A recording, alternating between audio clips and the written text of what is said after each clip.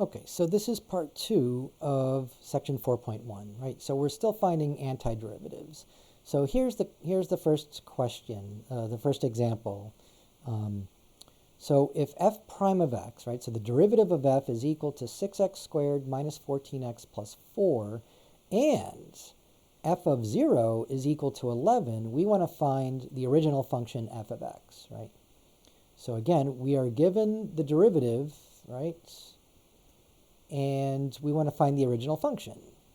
So the original function then, or f of x, has to be the antiderivative, or sorry, an antiderivative of our f prime of x. So the integral of 6x squared minus 14x plus 4, again, with respect to x. Right? And, by now we should be somewhat used to this. Rather than go step by step, let's try to do it all at once here, right? So we have 6 times the integral of x squared. So by the power rule, we increase n by 1, so that's going to be x to the 3, right, divided by 3, and then minus 14 times, again, n is 1 here, right, so that's not a prime, that's a 1, right? So 1 plus 1 is 2, so x squared divided by 2, and then plus the integral of 4, of course, is just 4x, plus c, don't forget the c here. So simplifying, we just get 2x cubed minus 7x squared plus 4x, that's a 4, plus c. Okay, so that's my f of x. Now, ordinarily, right, we're completely comfortable with leaving it as what's called an indefinite integral because we don't know what c is, right? Well, in this problem here, we are given one additional piece of information that we weren't given yet, up to this point. We are given that f of 0 is equal to 11, right? So using that information, let's see what happens here. If I replace x with the 0 here, well, I get, right, 2 times 0 cubed is 0, minus 7 times 0 squared is 0, plus 4 times 0, plus c. Well, that has to equal 11, right? And so 0 minus 0 plus 0 plus c equals 11. That tells me that c has to be 11. So now, with this additional piece of information, we are able to find c. So now I can replace c. I can replace this c, hang on a second, with 11. Okay. So now that we know that c is, c is 11, this becomes our answer, right? So we're only able to find c because of this important information here. This information here is called an initial condition.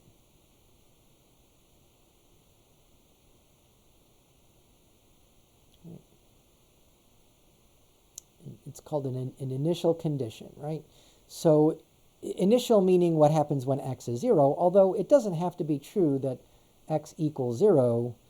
We could have been given any information. We could have been given, f of 7 is equal to negative 12, right?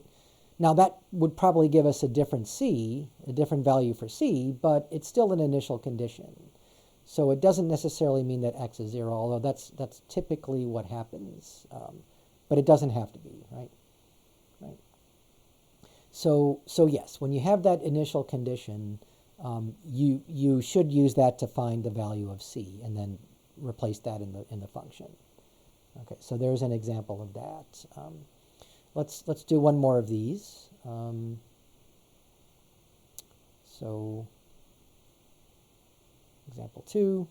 So let's use g of x now, or g prime of x, right? Suppose the derivative of g is given as about 5 times the sine of x, right? And we are given that g of 0 is equal to 3. So the question is to find g of x. Okay. Well, if we know the derivative, to get the original function, we have to perform an antiderivative or indefinite integral. Right. So, so just take the integral of 5 times the sine of x. The 5 can come outside because it's a constant. Right? And now the integral of sine, be careful, the derivative of sine is cosine, but the integral of sine is negative cosine, right? So negative times 5 times cosine of x, right? Plus c, don't forget the c here, right? So that would be the answer if we just wanted the indefinite integral. But again, just like in the last problem, we are given an initial condition. This is our initial condition, so using this, we should be able to find the value of c here. So how do we do that? Well, we take our function, g of x, which is just negative 5 cosine x plus c, and replace x with 0 again. Again, it doesn't have to be 0, but it was in this example. So this is negative 5 times the cosine of 0 plus c, and that has to equal 3, because that's the condition, right? That's the y value. X is 0, y is 3. All right, now, cosine of 0, right? Cosine of 0 is 1, right? Remember, sine of 0 is 0, but cosine of 0 is 1. So negative 5 times 1 is negative 5, and negative 5 plus c equals 3. So to solve for c, of course, we're going to have to add 5 to both sides. And 3 plus 5 is 8. So, so this tells us that c is 8. And if c is 8, we have our g of x. Let me just write it all over again. We have negative 5 times cosine of x, but now we know what c is. C is just the number 8, so just add 8. And then there's our answer. There's our g of x, right? That's what we were after. So, yeah, I guess the lesson here with this example is that, right, they get in the first problem, right, f of 0 is 11, and oh, by coincidence, c was also 11. But, you know, whatever f of 0 or g of 0 is doesn't mean that that's automatically going to be the value of c, right? So if you made the mistake of just saying, oh, well, then the 3 here has to be the c, well, you would get it wrong because c is not 3, c is 8, right? So it really depends on not just that x is 0 and what the y is, it also depends on what this function is, right? So because when you plug in 0, you don't, right, this doesn't become 0 like it was in this problem, right? All of this just added up to 0. Well, here, this is not 0 anymore. This is, you know, negative 5. So, yeah, so be careful, right? You have to actually solve for c here to you know, use this condition to solve for c is what I'm trying to say. You cannot just replace c with this number, right? That was a coincidence that it worked, that happened to work here, right? That this c happens to be the same as this number here, but you can see that this c here has, well, is not the same as the 3 here, right? Because here c was 8. And, you know, because we had to take into account the negative 5 cosine of 0, right? So that's what happens when you have an initial condition. Okay, so one more example. This is example 12. It's because it's from my notes. So the question says the population of a strain of bacteria increases at a rate that is proportional to the time in hours. And if the population after 1 hour is 150, and the population after 4 hours is 450, find the population after 8 hours. So we're talking about the number of bacteria in a culture, in an experiment, right? So we're looking for the population, which I guess we can call, oops, wrong pen here, sorry. We can call that P, right? And it depends on time. So over time, the population will, well, you can see it's going to increase, at least in this model, that's what's happening. Right, and so we're looking for, you know, essentially the population after a specified amount of time. In this case, after 8 hours, obviously it would be helpful to get the population as a function of time, right? So what do we know? We know that the population increases at a rate. Now, when you see the word rate, remember, rate of change means the derivative, right? It's the instantaneous rate of change of a function. So the population, the rate of increase of the population is proportional to the time. And by proportional, we mean just some constant times time, right? So this is just going to be some constant, I'll call it k times t. Okay. Now, so if that's the derivative, right, you can also write it as p prime of t, right? If we know the derivative, how do we get the original function? Once again, we have to do an antiderivative. So we have to integrate k times t with respect to t. Right? And you can pull the k outside, right? We've done this before. So k comes outside, and then you're just integrating t with respect to t. Remember, this is t to the 1, not prime, but t to the power 1. So when you do the power rule, 1 plus 1 becomes 2. So this is k times t squared, and then divided by 2, plus a constant, c, right? That's why I call this k and not c, right? So you can also write this as just 1/2 times k times t squared plus c, right?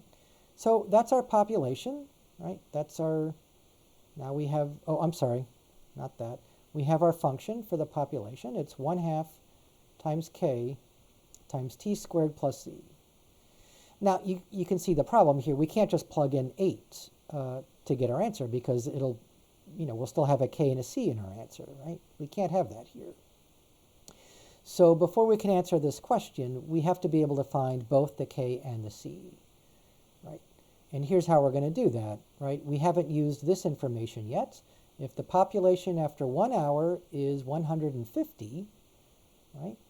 What that means is we know what p evaluated at t equals 1 is.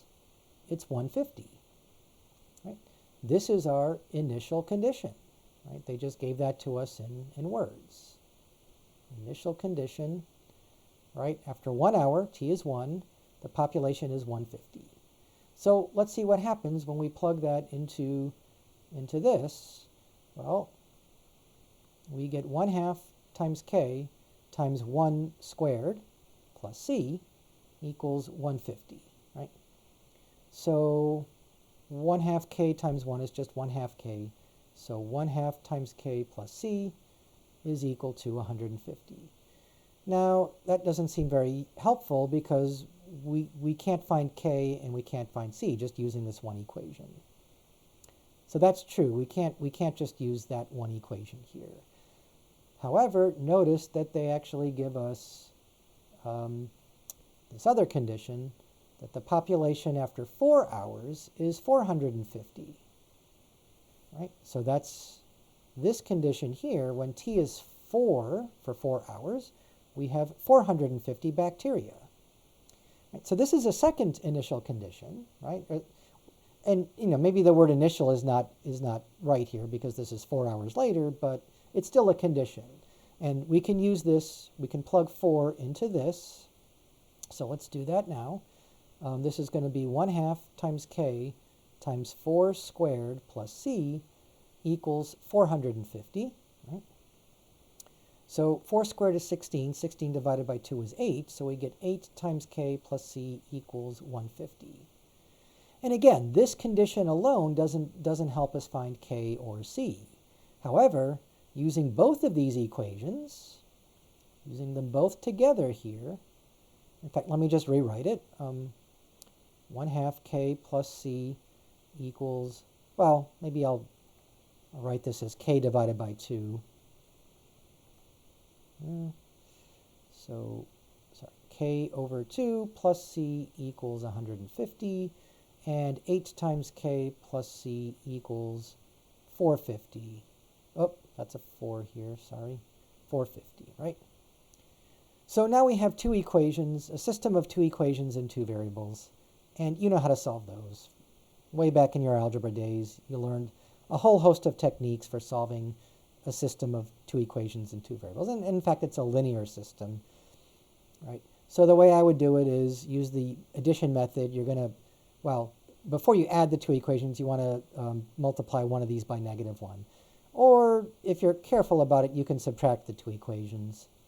And maybe we should subtract the bottom minus the top, right? So multiply the first equation by -1. And when you add that to the bottom equation, the c's cancel, right? Because c minus c is 0. 450 minus 150 is, well, 300. And then 8 minus a half is 7.5, which is 15 over 2 times k. So we eliminated the c. If we multiply both sides by 2, we get 300 times 2 is 600. And then 600 divided by 15, well, it's 40, I think. I think it's 40. I'm going to do a quick calculator. Yep, k is 40. Right? So k is 40. Right? So now we can write this as 1/2 k. Well, 1/2 40 is 20. So this is 20 t squared plus c. Well, we don't know what c is, but that shouldn't be hard. If we use the bottom equation here, 8 times k is 8 times 40 plus c equals 450. So 8 times 40 is 320 plus c equals 450. And so take away the 320 from both sides. I'm running out of space here, but I think we get 130. So c is 130. Yep. Okay. So now this is my p of t. So I'm running out of space, but let me scroll down here. So now we know what p of t is. Right. It's just 20 times t squared plus 130, right? Finally, we can answer the question, right? What's the population after 8 hours? So plug in t equals 8. Right. So plugging in t is equal to 8. This is 20 times 8 squared plus 130. And get out my handy calculator. So 8 squared I know is 64. 64 times 20 is 1280. And 1280 plus 130. So this is 1280 plus 130. 1410. So 1,400, 1,410. That's the population of bacteria. So that's the number of bacteria after 8 hours. So I hope this helps. This is, again, it's, a tricky question at first, being an application, but, the key thing is you have to remember the word rate means derivative, and so if they want the population, you have to find an antiderivative. So if they give you the rate of something, don't forget to take the antiderivative or indefinite integral to get the original quantity, in this case, the population of bacteria. Right? Okay. One more thing I should mention. So I'm not going to do an actual example of this, but, or maybe, well, maybe I will. So one more thing that you want to be aware of. Is this example 3? Well, I lost count, but yeah, let's just call this our last example. Yeah. Right. So way back in chapter 2, you may or may not remember that when we're talking about the derivatives, one of the classic examples was we have the position function. So it might be the position function s of t tells us where we are at any given time. And then when we take the derivative of that, we get the velocity. That tells us how fast we're going at any given time. Right? So the velocity, of course, is just the derivative of position. And if we take the derivative again, meaning the second derivative of position, or the first derivative of velocity, we get the acceleration.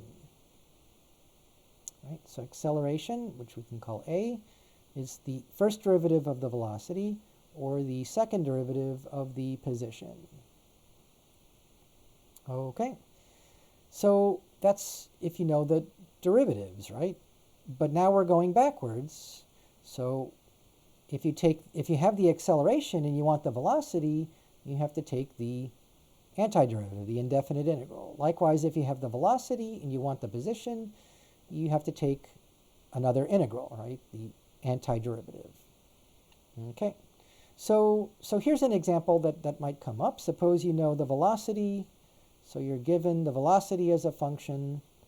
Let's say v of t is just equal to, let's say, 15t squared plus 8t. Okay, so this tells us how fast we're going at any given time, right?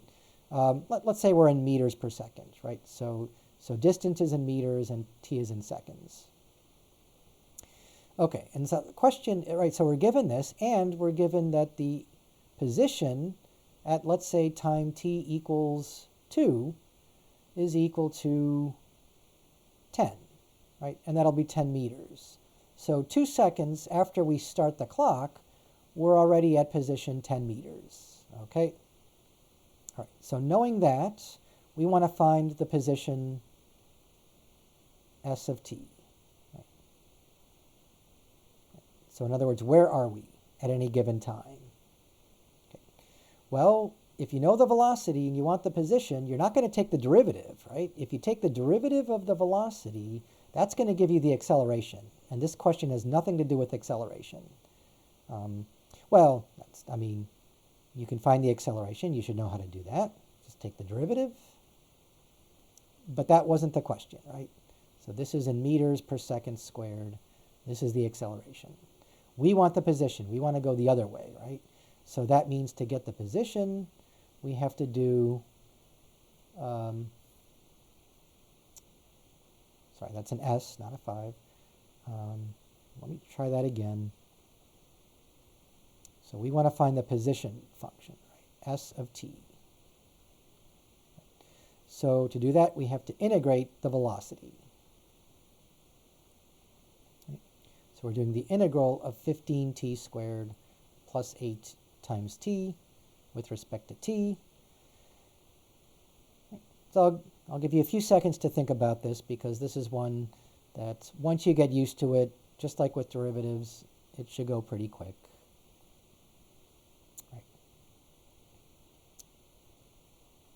So you increase t by 1, so you get t cubed divided by 3 plus 8t squared divided by 2 plus c. So you end up with s of t. The position is 5t to the power 3 plus 4t to the power 2. 5t cubed plus 4t squared plus c. Now, right, although this is the answer, that c is arbitrary. So this really doesn't answer the question. If the question is find the position at any given time, if I want to find the position, let's say after 4 seconds, I can plug in 4 for t, but I'm going to have some number plus anything. So I could be anywhere. I could be anywhere at all in the universe, right? That doesn't help at all here, right? So having that arbitrary constant here is more than a nuisance. It makes this function practically useless, right? It doesn't tell us where we are at all. So we have to be able to find the value of c here. And, well, the way we're going to do it, how do we find the c? We use this initial condition, right? That when t is 2, the position is 10 meters. I forgot meters here, right? So plug into this function here. You can scroll down a little bit. Plug in, not 0 here, right? We're given that t is 2 and s is 10, right? So when we plug in t is 2, we get 5 times 2 to the 3 plus 4 times 2 to the 2 plus c, and we know that has to equal 10. Okay, so what's c here? Well, let's see, 2 cubed is 8. 8 times 5 is 40. And then this is 4 times 4 is 16, plus c equals 10. So 56 plus c equals 10. So 10 minus 56 is, I want to say negative 46, but my math is pretty bad here. So 10 minus 56, yep, negative 46. Just making sure. All right. So now we do have the position here. I can just change c to negative 46. Right. So this is still 5t cubed plus 4 times t squared minus 46. And that will tell us the position at any given moment, right? So if you want to know where were we when t is 0, well, we were at negative 46 meters. So we were 46 meters, behind the starting line, if you will, right? So if position is negative, it just means you're going the other way. You're going backwards, either to the left or down if you're doing a vertical position here, right? Right, and I think my example is where are we after 4 seconds? So if you plug in t equals 4, that's not hard. You just get a different answer for your position now, right? So again, calculator time, 4 cubed is 64. 64 times 5 is 320. Minus 64 is 256, and then minus 46 is 210. So, oops.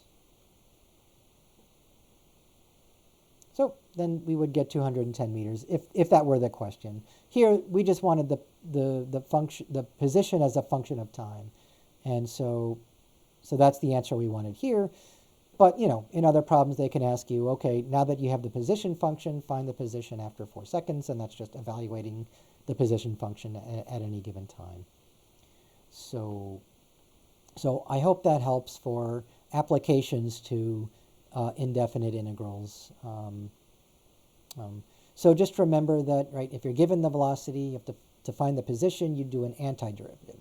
If you know the position, right, if you know this, you can find the velocity by taking the derivative. So, as a good way to check this, if you take the derivative of this, you should get the velocity v of t, which was given here, right? So I hope that helps.